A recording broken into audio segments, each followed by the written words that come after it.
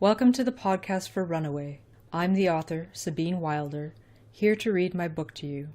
Let's get started. Chapter 8. A Truth and a Lie. The house remained quiet when Susan slipped in through the back door. Tossing her sneakers aside, she padded down the hall toward the bathroom. Normally she would set the shower a little cooler after a run, but after the conversation on the hill and the walk home, a chill had spread through her limbs. Steam flooded out from the shower as Susan jumped in, rubbing her arms under the hot water, trying to rub out the chill. As she warmed herself in the cascading water, her mind busily unraveled and put back together everything that had happened outside. She was a werewolf, that much was certain. Whether or not she was a danger to others remained up for debate, but it would seem she did have some degree of control over her powers. There were others like her too. Whatever their motives, they existed. She wasn't alone. They may or may not have answers for her, but it was as good a place to start as any. The only way to find out would be to meet them later. She needed to talk to them. The clanking of dishes echoed from the kitchen as Susan stepped into the hall. Her mother was finally awake, and from the smell of things, making breakfast. Susan's stomach grumbled as she quickly rummaged through her clothes, trying to find something clean to wear. Susan entered the kitchen, calm and clean, taking a seat at the counter, ready for breakfast. Eggs sizzled in the pan, and Susan enjoyed a moment of near silence before the onslaught began. "You were up early." Her mother didn't miss a beat. "Did you go out for a run?" Yeah." Susan's mind spun. So far, so normal. "Did you go up the road? I hope you weren't out back this time of year." "No, I stayed on the road," Susan lied, ignoring the guilt tugging at her conscience. "Isn't it getting too cold out for running?" "I warm up once I get going. It's only hard when the snow starts and everything gets slushy, which might be sooner than later with the weather we've been having. And it was so nice out a week ago." "Mm-hmm," Susan acknowledged her mother, but began to zone out from their conversation, calculating the amount of time she'd need to drive across town to meet Les and Evie. "Sue?" Her mother interrupted her thoughts. "Toast?" "Oh, yeah, sure. Hey, Mom, can I borrow the car today? I need to go downtown." "What for?" "Just shopping." Susan maintained her composure, but could feel her palms getting clammy. White lies and banter were one thing, but this felt different. "Oh, are you going to the superstore? Could you pick up a few things while you're there?" "No, Mom, I'm going with Anna. We're just going to hang out for a bit." "All right, then." Susan's mom began dishing out the eggs as if nothing out of the ordinary was happening. Susan relaxed. Finally her mom was cutting her some slack. Not wanting to waste this opportunity, Susan shoveled down her food, making as hasty an exit as possible. "You could at least chew your food instead of wolfing it down," Susan's mom scolded. Susan choked. Something went down the wrong way and she coughed. "See what I mean?" Susan gulped down water instead of trying to find an excuse. Her mom could have this victory.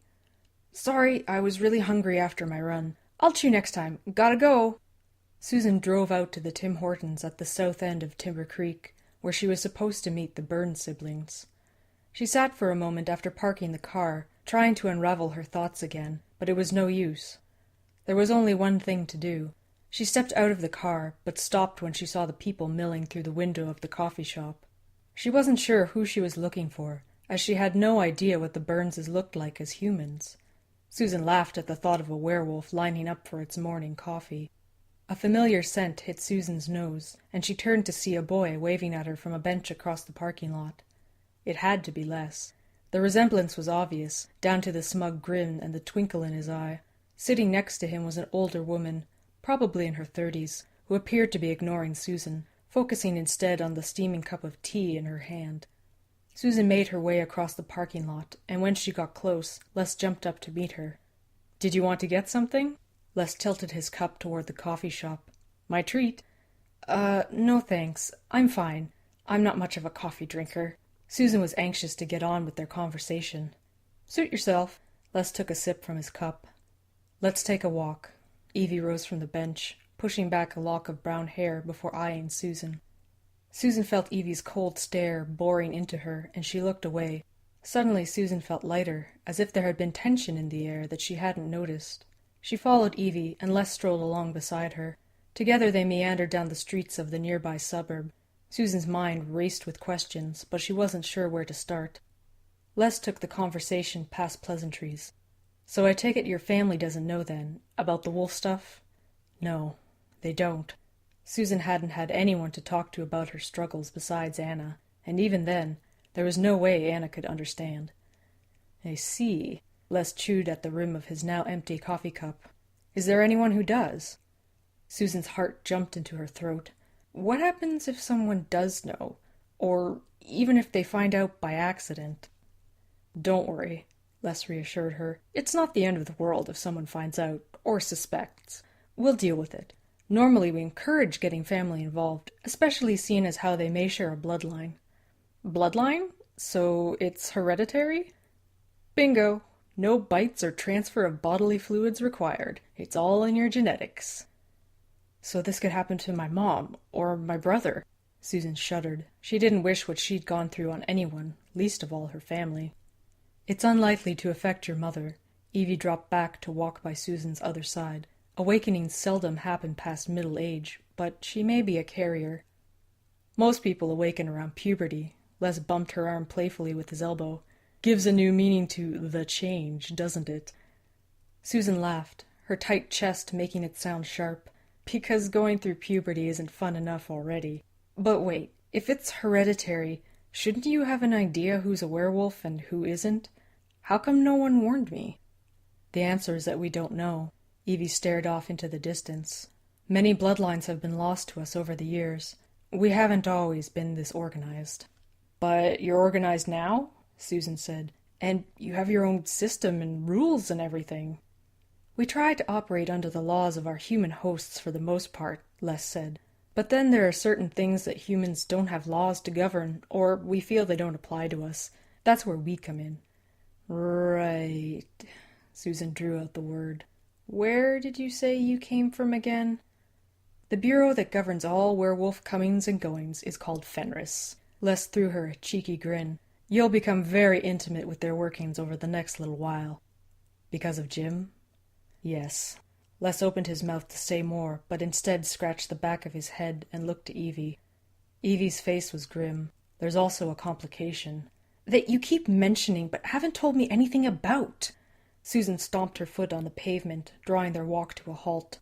"We have a situation." Evie's voice remained level and calm. "One that is not your fault, but may be connected to you and your awakening. Your case is actually the lower priority right now." Susan's skin went cold. What could be more important than a murder investigation? Evie caught Susan square in her gaze. Preventing another death. Susan froze, unable to form words to express her shock.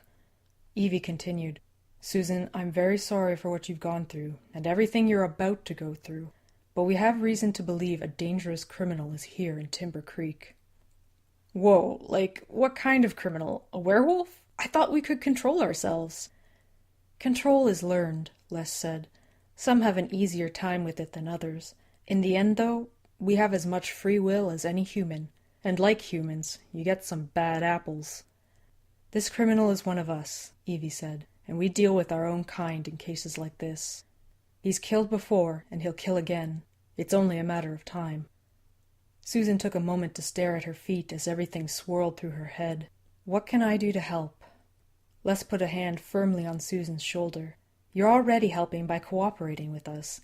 I know this is hard for you, and I promise we'll deal with your case as soon as we deal with our little friend first."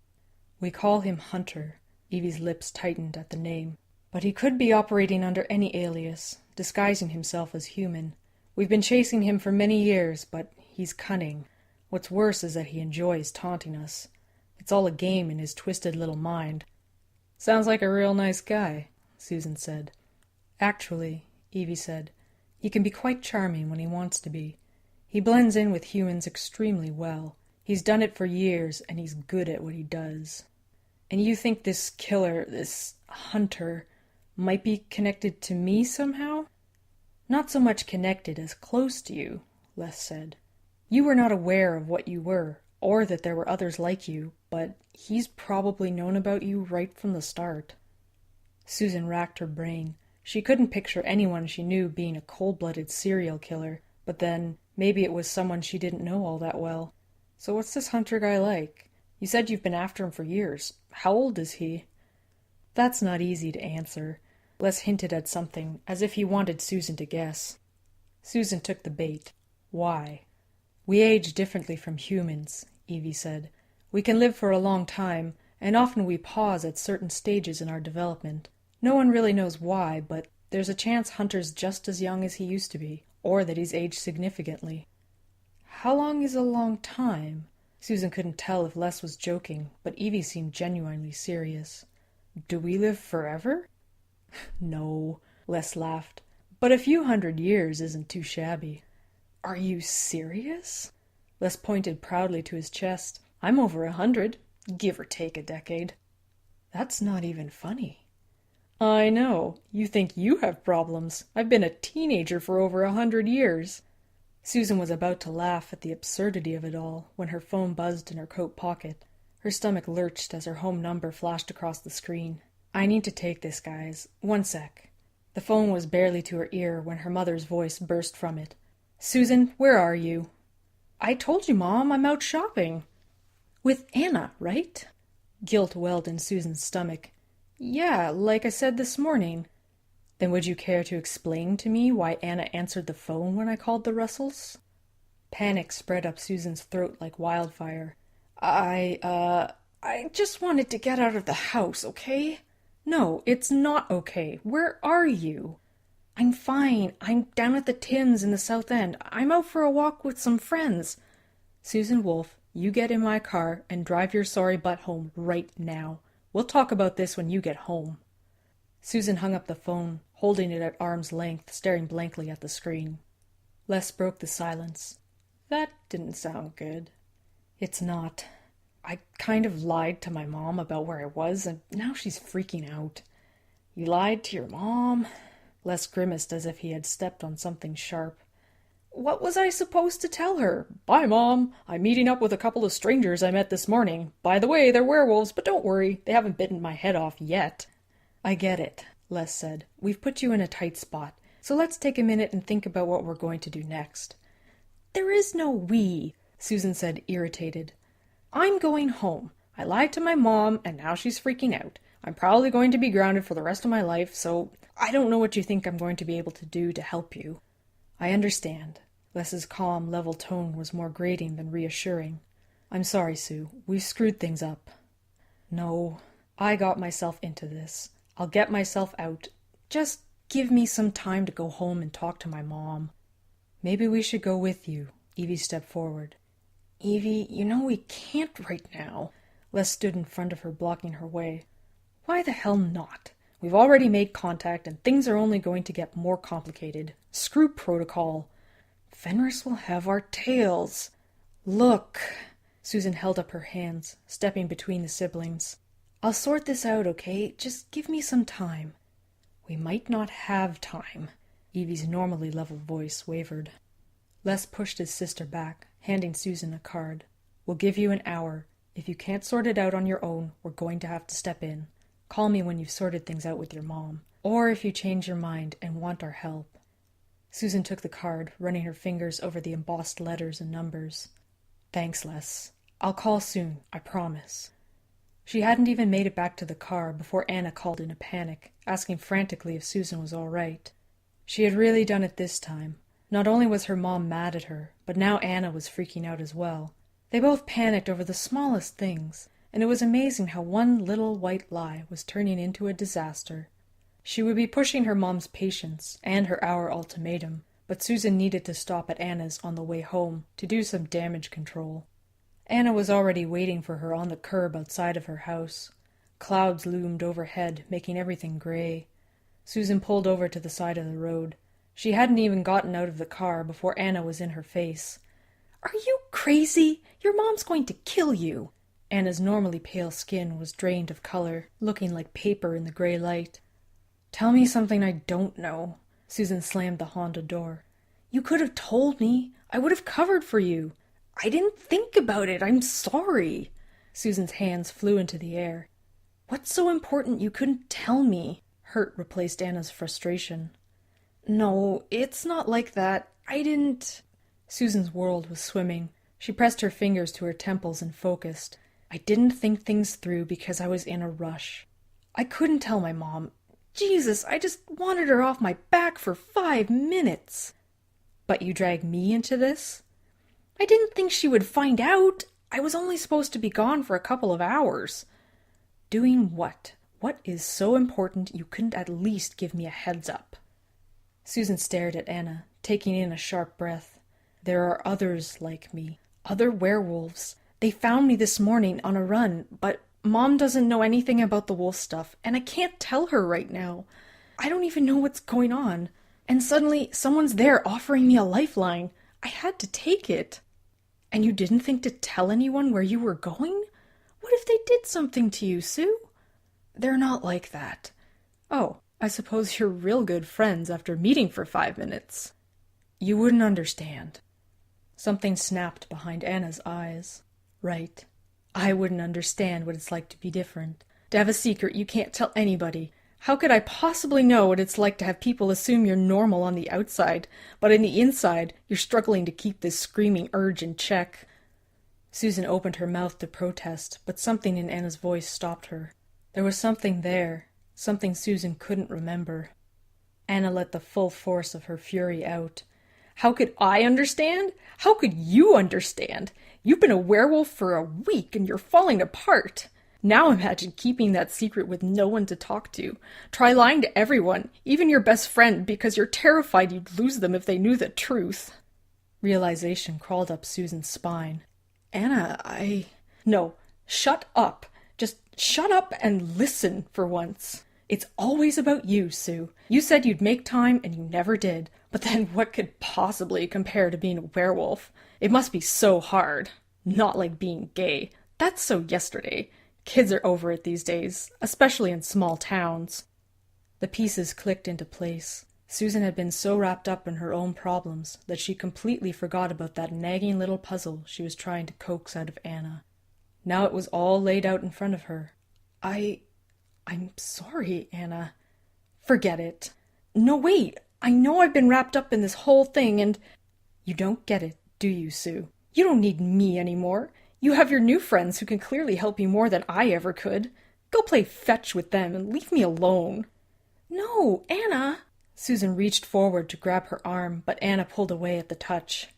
Leave me alone, Anna screamed and turned to run down the street. Susan wanted to follow, but her legs rooted themselves to the ground. She had never seen Anna so angry. She didn't know what to do. She wanted to fix it, to make everything all right, but she knew Anna wouldn't hear it right now.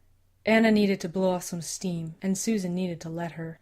She shuffled her way back to the car when her phone rang again. It was her mom. Susan leaned against the car as she lifted the phone to her ear. Where are you? Her mother's worried voice echoed through the phone. Apologizing to Anna? Susan thumped her head against the car. I thought you were coming straight home. Yeah, well, seeing as how you'll probably lock me up and throw away the key when I get there, I figured I might as well apologize to my best friend for throwing her under the bus. A deep sigh came from the phone. And how is that going? She's pissed. She won't even talk to me. Sue, I don't know what's going on.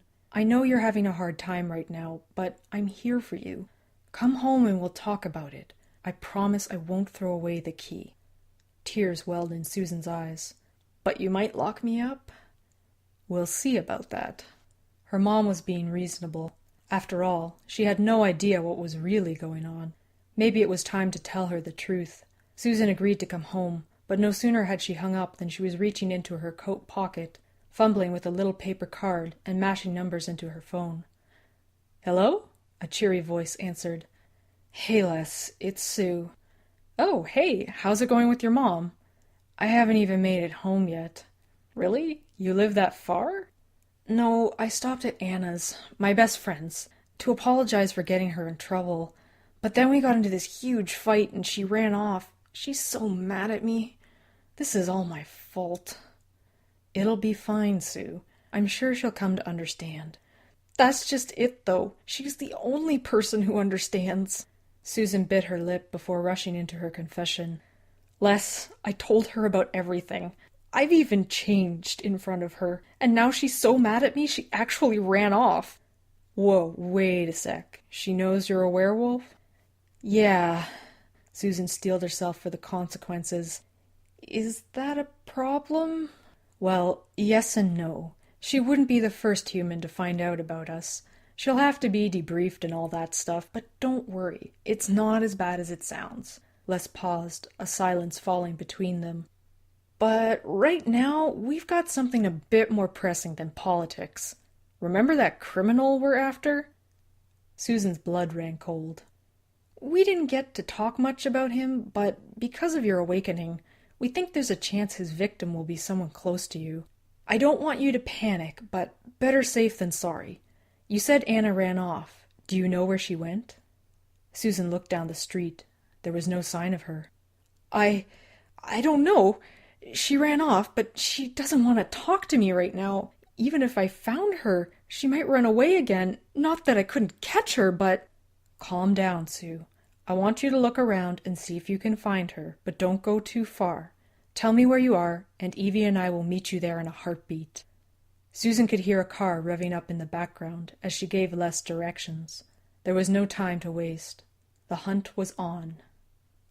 That concludes Chapter 8. Runaway is currently available for you to listen to for free. I will release a new chapter every week until the book is finished. But if you can't wait to find out what happens, the ebook is available through Kobo and Amazon. Just search for Sabine Wilder or get a direct link from my website at sabinewilder.com. I'd love to hear from you. If you have any questions, comments, or would like to give me feedback, you can always email me at sabine@sabinewilder.com. Don't forget to rate this podcast and help me grow. Thank you for listening, and have a pleasant night.